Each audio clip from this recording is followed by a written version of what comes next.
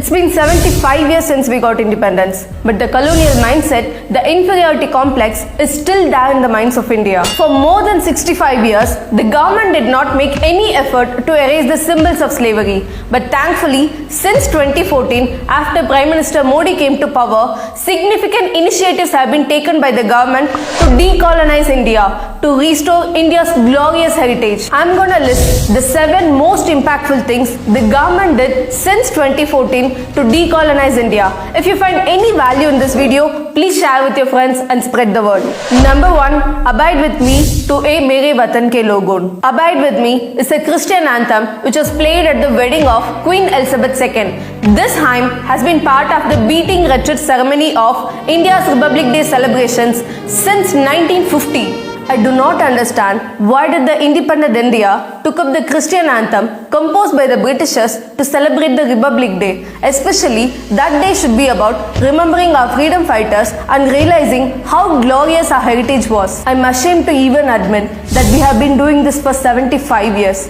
But thankfully, now it's been replaced with A Mere Watan Ke Logon, which memorialize Indian soldiers who died in the Indo-Chinese War. On 29 January 2022, when A Mere Watan Ke Logon played instead of Abide With Me, it was nothing but goosebumps. Number 2, a new ensign for Indian Navy. The St. George Cross has been removed from Indian Navy's new flag. Instead, it now features the national emblem with the tricolour on the top left corner of the flag.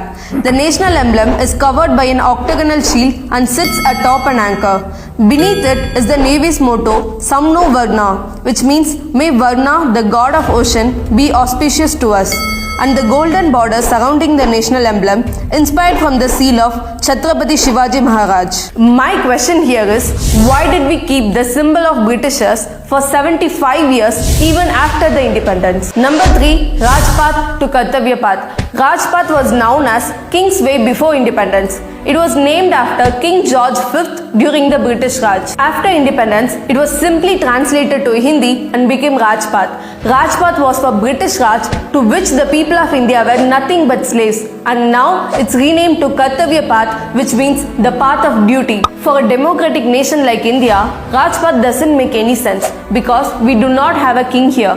Those who are using the path are the servants of people. So Kartavya Path makes a lot more sense than Rajpath.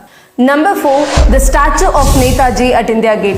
A 28-feet statue of Netaji Subhash Chandra Bose is now installed under the Grand Canopy of India Gate. Earlier, this canopy had a statue of King George V until 1968, which means India kept a statue of a British king at the most significant part of the nation for 20 years even after independence. Number 5, budget briefcase to Bahi Gata. In 2019, Finance Minister Nirmala Sitharaman made history by dropping the budget briefcase culture and opting a Bahi Gata to carry the budget papers. Number 6, 3 Andaman Islands were renamed. 3 islands named after the British officials now have been renamed. The Ross Island, named after East India Company's hydrographer Daniel Ross, is now Bose Island, named after Netaji Subhash Chandra Bose. The Neil Island, which was named after British Brigadier General James Neil, is now called Shahid Dweep.